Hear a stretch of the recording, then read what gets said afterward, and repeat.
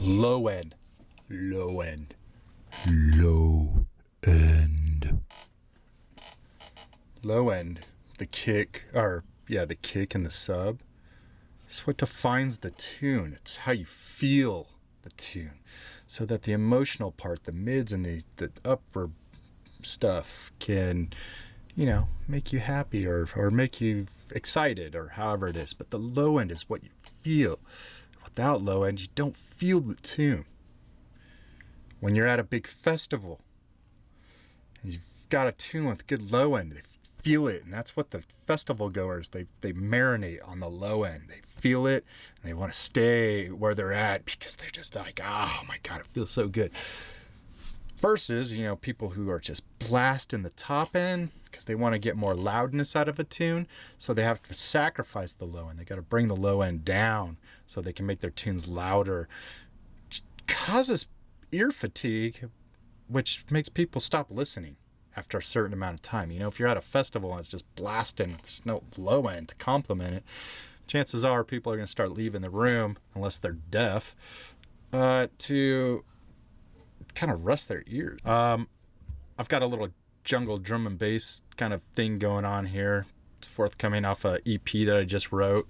I haven't wrote music in I don't know how long, couple years, but yeah. Anyways, I wanted to show you, I made this sub and I kind of been searching for this like defined sub after I heard Grizz Ride the Wave album.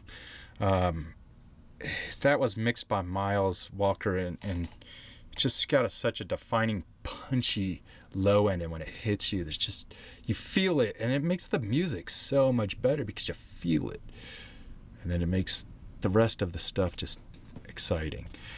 So let's listen to what I got here.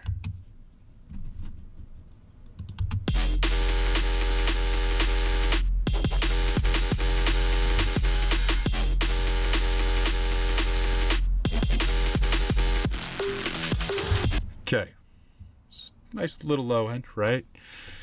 It's nice and heavy. It hits, and what I've got here is I've got Serum as the sub. We've got the kick, and we've got this group. But we're gonna kind of undo this stuff, and we're just gonna start from scratch.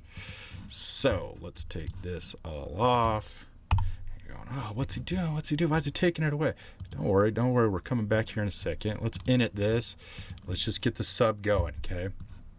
So let's section this little piece right here, this important little piece right here, just so you can understand what's going on here. First, we've got this MIDI track, okay, and there's a MIDI note that hits on every kick, so that way the sub ducks, the kick can pass through without colliding with the sub, and then we can glue them together and make them work as one unit. It's a really punchy low end. It's low end. So first thing when I'm writing a sub, when I'm making a sub, we'll solo this, is let's just listen to what we got here. Oh my God, that sounds like shit. We got to turn this to a sine wave first of all, and then we turn it down to the sub range. Okay, you hear some clicks in the sub, and it's just we gotta mess with the envelope a little bit. So let's get those clicks out.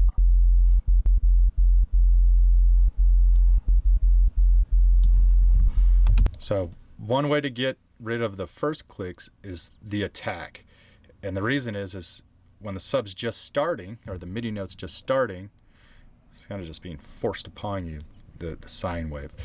So if we just push the attack up a little bit. We don't want to push it up too much, just a little bit. It's going to smooth out that impact. We don't want to kind of like feel the attack. It shouldn't be there, but it's just a slight. In 15 milliseconds, up to it's like. Anyways, next thing is to turn on mono legato. What happens here is, you see how I have these spaces here? It's because I like to add a little bit of release to my sub. Because if you don't add a little release, you also get clicking, more clicking. So if I turn on mono legato, what it does is when the release goes into the next note, it'll kind of like roll into the next note instead of colliding into the next note where you get this like kind of unpleasant farty sound. We don't want farty sounds in our sub, or little mishaps in our sub. So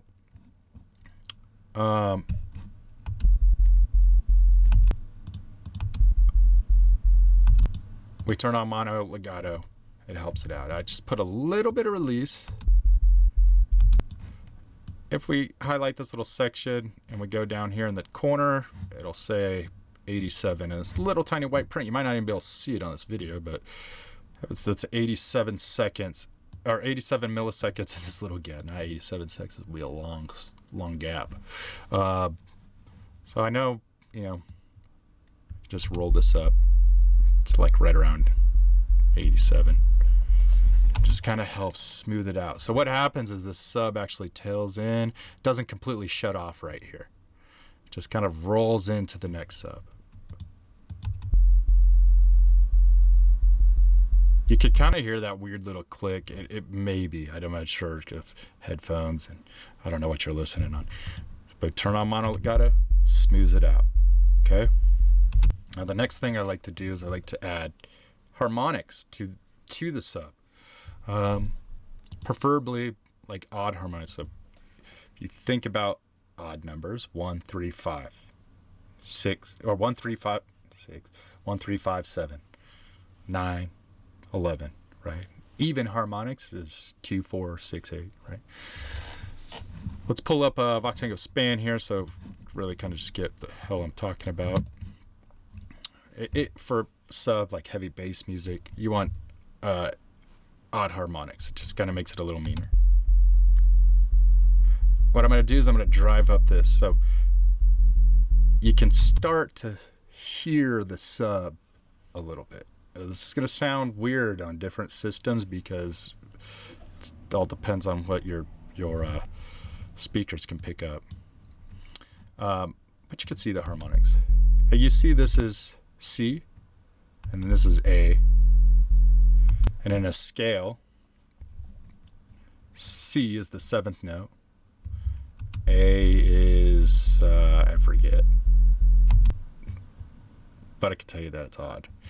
So, we've got some sub going here. What we want to make sure we do is we don't want to ever introduce farty noises. You get too much. It just sounds a little unpleasant. Okay. I don't stop there though. I like to throw an EQ on. I'll get rid of any, when you saturate a sub, the subs start to go and the lows, it like kind of picks up. Just want to cut that off. Typically I'll use a fab filter here. We're just going to use Ableton stock EQ. We don't need to cut off here. I'm just trying to get rid of this stuff. Okay, the other part I like to do is I like to turn the sustain down like 2.5 dB. Just kind of smooth this out. But this kind of adds a little bit more dynamic to the sub, a little bit more impact, because the sub is dropping in 2 dB at the end, from the beginning to the end of each MIDI note. Now, if you have these short MIDI notes, it's not going to drop a whole 2 dB just based off the decay. Let's say this long note right here is 1 second and 47 seconds. I can see that in the very bottom left corner. So my decay here is at 1 second. So really this is going to go like drop 2 dB over the thing, or 2.1 dB. Just again, it helps add a little bit of dynamic to that initial impact of the sub. From here, we throw the EQ on, which I did already, and then I like to use Decapitator. I like to really just turn on the punish and punish this thing. Okay, that's a little farty. That's a little farty. And it's kind of a lot. So first what we could do is let's turn this down back to where kind of was sitting at, and then get rid of that farty. I just dial the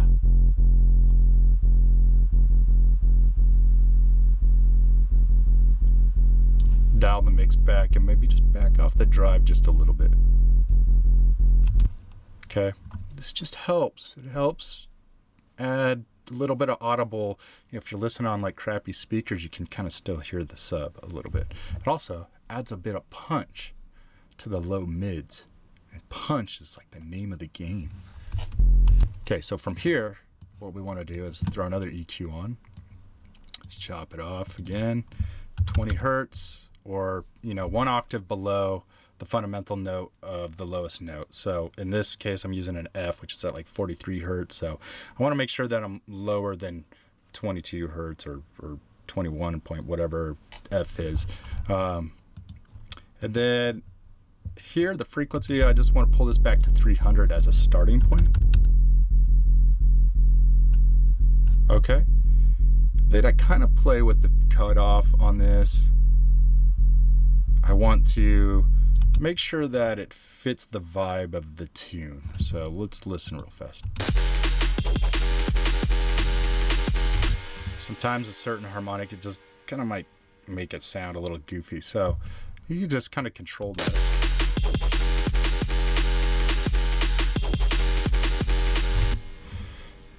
Cool. So now what we've got here is we've got a nice little sub thing. I'll throw a utility, just make sure everything's in mono. And then, so from here, we've got it sidechained. This is, this is just a MIDI note on every kick. And then on a MIDI track. And now this MIDI track is routed into my sub group, which is going into the shaper box right here. You can see, so we drop this down to main sub. And then the only option here is shaper box. If you have other plugins on here, it might show different. You want to make sure that the shaper box is always at the end of whatever you got, and then that it's selected.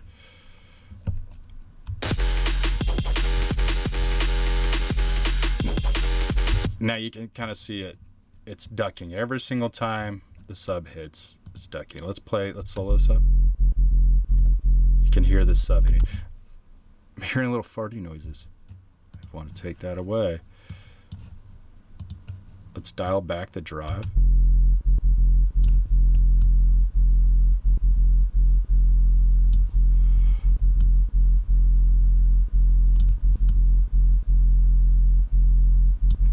Just tinker around with the settings. We want to just right there.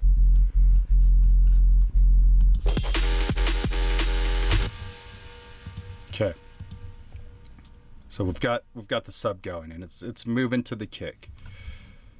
The secret sauce comes in right here. We group the kick and the main sub. Call it main, kick, and sub. Now, depending on the style of music you're writing, you might sidechain the snare as well.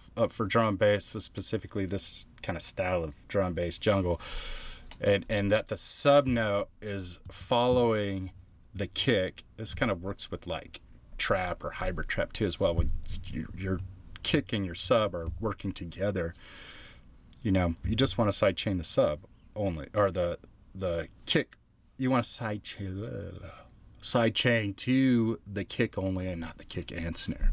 If you're doing something like dubstep, you might want to sidechain to the kick and snare, as it'll help duck the kick, but it also kind of helps bring a little bit more movement to the sub while everything else is playing. So I've got these things working together.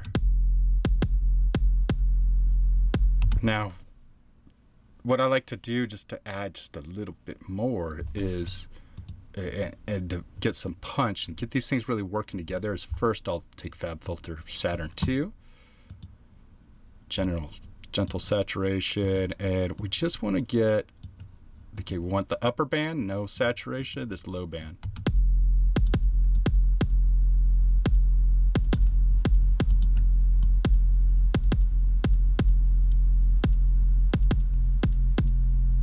Okay, so I've driven it up this far, and then it's starting to distort and started as unpleasant. But that's what you got to do at first, is you hit it hard and then you dial it back.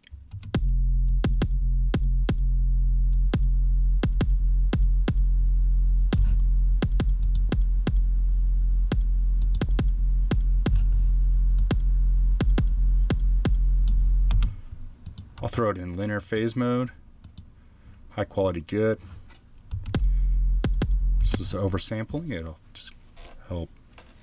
From here, you can use like a glue compressor. I like to use my fancy Acoustica plugins.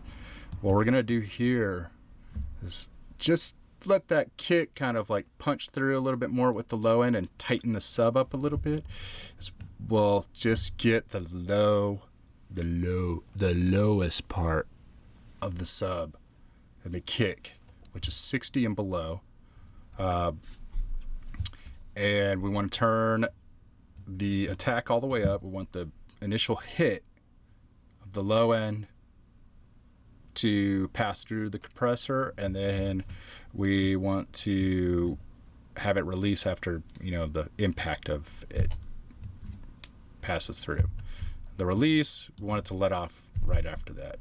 We're just kind of trying to tighten up the sub, make sure it's, you know, sunken into the kick, molded into it, kind of glued into it. It kind of helps any of subs that kind of maybe move up in notes or do different things where the volume increases or the intensity increases. We could just compress it down with the kick, mold them together. This is typical like glue settings, so nothing crazy. 1 dB gain reduction on a ratio of 2. The attack is fast, and then we can work the release. The faster it is, the easier it's going to distort. So this is it right here. Now let's just listen to these.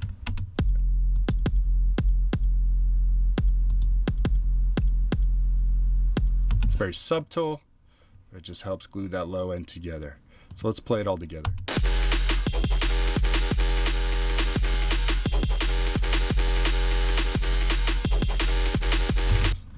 Cool. That's it right there. Now, just, you know, if you don't have like a sub, or you don't have a dialed in room and you're working on like crappy monitors, whatever, we make do with what we have. You're working in headphones. It's the most useful plugin you can, which is Voxengo Span. Your sub, well, depending on the style of music, it could be slightly higher or slightly lower than your top end. Now for me, you know, because I like a little bit more defined sub, it's slightly higher than the top end. If we're trying to shoot for loud stuff, you might want it slightly lower.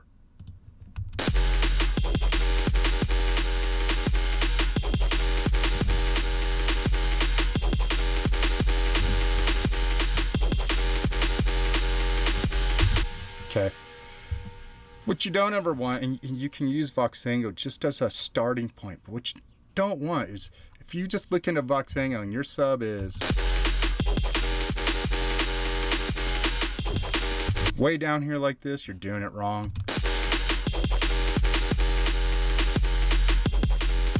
If it's way up there like this, then, you know, it's too much. So it's just a starting point. You can use Voxengo Span. Okay. Other than that, you know, that's it. That's how I get a nice, good, solid, punchy low end. This is the thing that people feel in music, and heavy bass music specifically. You know, that's what make people like, especially at a festival, you know. Typically, the sub is what's making them like go wow. On top of, you know, the emotion of the track. But if it's just blasting and there's all top end, no low end, it's not gonna be as a welcoming tune to the fans as it needs to be. So hope that this thing here helps you out. Peace out, and yeah, see you later.